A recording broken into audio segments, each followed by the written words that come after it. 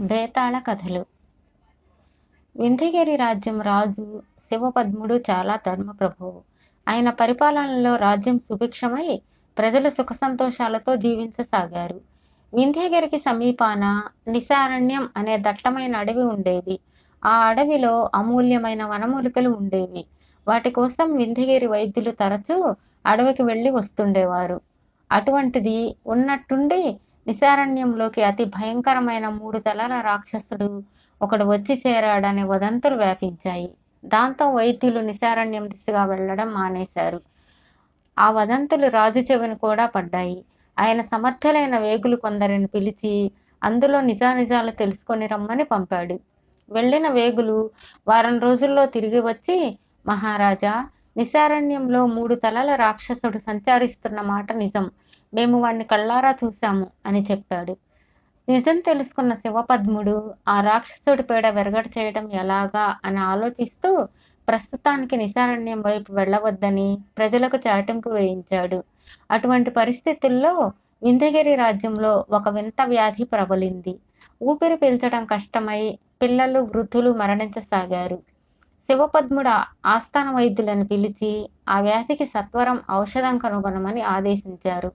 వైద్య గ్రంథాలు పరిశీలించిన ఆస్థాన వైద్యులు, రాజా, ఈ వ్యాధికి అవసరమైన ఔషధం తయారు చేయడం కనుగొన్నాము.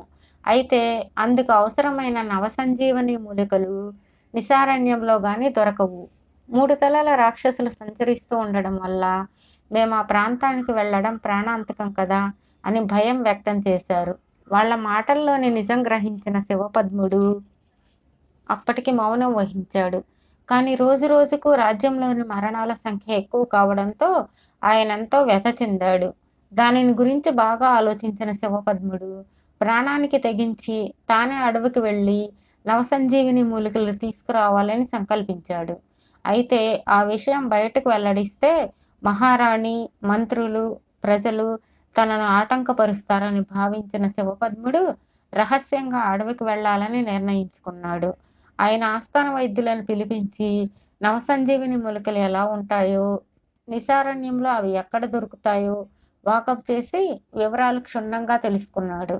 ఒకనాటి రాత్రి శివపద్ముడు అంతఃపురం నుంచి రహస్యంగా అశ్వారూఢుడై బయలుదేరిపోయి నిశారణ్యం చేరాడు. నిశారణ్యంలోకి ప్రవేశించిన మహారాజు వైద్యులు చెప్పిన సంజీవగిరి సమీపంలో ఒక ఊడల మర్రి చెట్టు కింద ప్రశాంతంగా తపస్సు చేసుకుంటున్న 3 తలల రాక్షసుడిని చూసి విస్తుపోయాడు.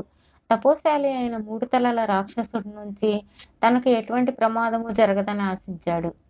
శివపద్ముడు గుర్రాన్ని దూరంగా ఒక చెట్టుకు కట్టేసి 3 తలల రాక్షసుడు తపస్సుకు భంగం కలగకుండా అతడు కళ్ళు తెరిచే వరకు ఓపికగా అక్కడే కూర్చున్నాడు. కొంతసేపటికి కళ్ళు తెరిచిన రాక్షసుడు శివపద్ముడిని చూసి, చాలా కాలానికి కనిపించిన నరుడివి, ఇంతకు ఎవరు నువ్వు, ఎందుకు వచ్చావు అని ప్రశ్నించాడు.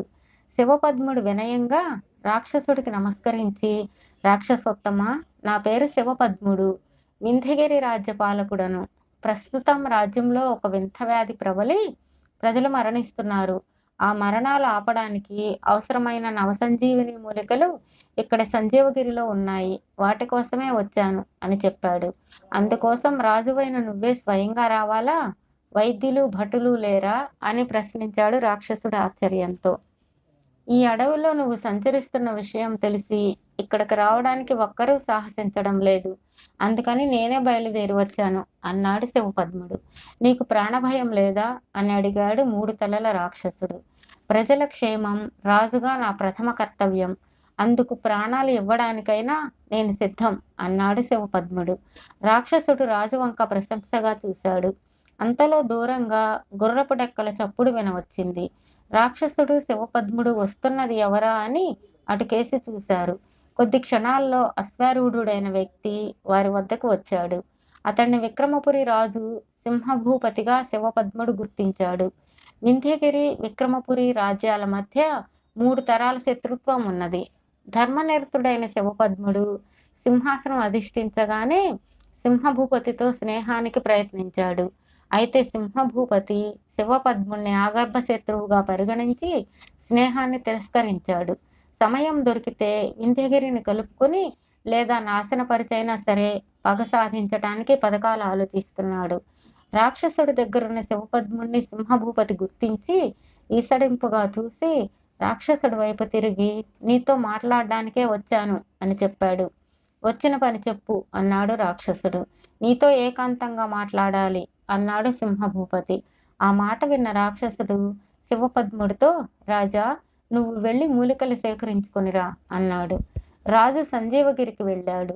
అప్పుడు సింహభూపతి రాక్షసుడితో, మిత్రమా, శివపద్ముడు నాకు ఆగర్భ శత్రువు. ఇప్పుడు అతని రాజ్యంలో ఒక వ్యాధి ప్రబలి ప్రజలు మరణిస్తున్నారు.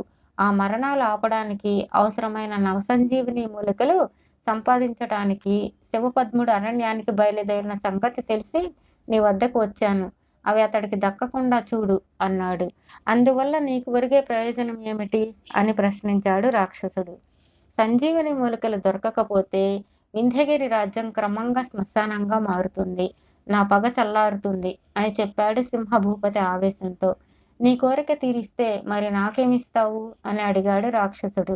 నువ్వు కోరిన కోరికకు అది ఎటువంటి కోరికైనా తీరుస్తాను అన్నాడు సింహభూపతి ఉత్సాహంతో.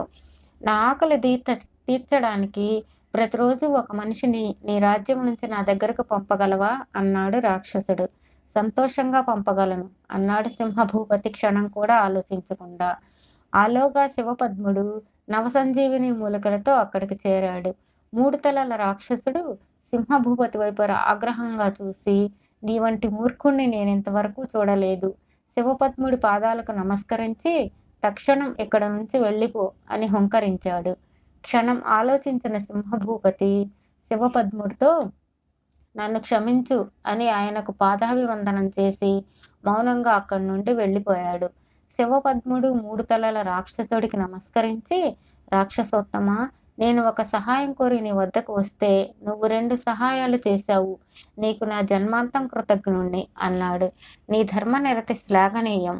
అయితే నేను నిశారణ్యం మొదలి మరొక అరణ్యానికి వెళతాను అంటూ పెద్ద పెద్ద అంగలు వేసుకుంటూ అక్కడి నుండి బయలుదేరాడు. శివపద్ముడు నవసంజీవిని మూలికలతో రాజ్యం చేరాడు. బేతాళుడు ఈ కథ చెప్పి, రాజా, రాక్షసుడు అడిగిన నరమాంసం పంపడానికి సైతం సమ్మతించిన సింహభూపతిని 3 తలల రాక్షసుడు మూర్ఖుడివి అని ఎందుకు నిందించాడు? అన్నాళ్ళు ఆగర్భశత్రువుగా భావించిన శివపద్ముడికి సింహభూపతి ఎందుకు పాదాభివందనం చేశాడు?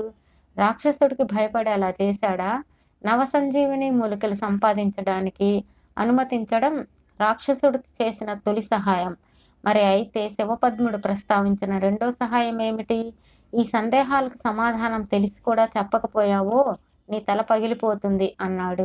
దానికి విక్రమార్కుడు, శివపద్ముడు ప్రజల ప్రాణాలు కాపాడడానికి తన ప్రాణం పణంగా పెడితే సింహభూపతి తన తాత తండ్రుల నాటి పగ తీర్చుకోవడానికి తన రాజ్య ప్రజల ప్రాణాలను సైతం బలి చేయడానికి పూనుకున్నాడు. అందుకే రాక్షసుడు సింహభూపతిని మూర్ఖుడివి అని నిందించాడు. రాక్షసుడు మందలింపుతో ఆలోచనలో పడిన సింహభూపతి ఆ నిజం గ్రహించబట్టే శివపద్ముడికి క్షమాపణ చెప్పి పాదాభివందనం చేశాడు. రాక్షసుడికి భయపడి మాత్రం కాదు, పశ్చాత్తాప హృదయుడైన సింహభూపతి భవిష్యత్తులో శివపద్ముడితో వైరం మాని స్నేహంగా మసులుకుంటాడు. అదే రాక్షసుడు చేసిన 2వ సహాయం. ఇకపోతే తపస్సు చేసుకునే 3 తలల రాక్షసుడు నరమాంసం కోరడం సింహభూపతిని పరీక్షించడానికే కానీ నిజంగా కాదు. వింధ్యగిరి ప్రజలు తన ఉనికిని తెలుసుకొని భయపడుతున్నారు గనుక అక్కడి నుండి వెళ్ళిపోయాడు అని చెప్పాడు.